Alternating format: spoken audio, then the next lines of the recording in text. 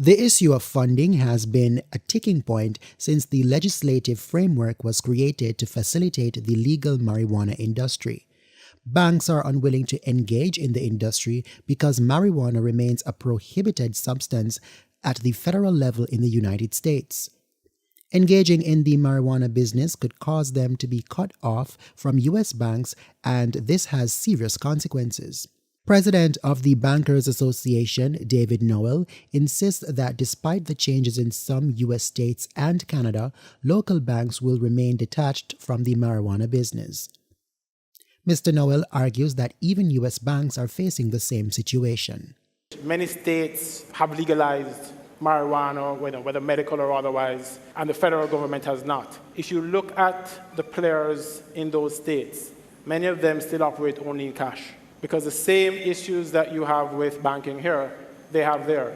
Those state banks need to have access to federally regulated banks so that they can do commerce across states and, if necessary, globally.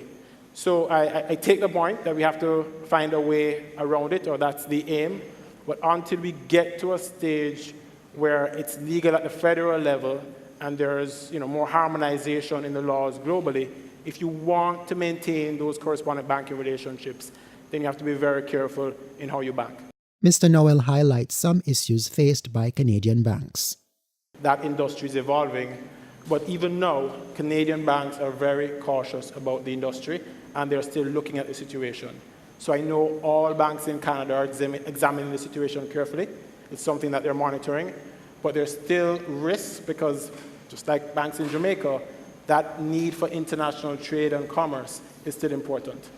So it's an industry that's going through significant change, and there's no settled position at this point in time. The Bankers Association president explains some of the ramifications for other sectors of Jamaica's economy if local banks lose their relationships with the U.S. banks.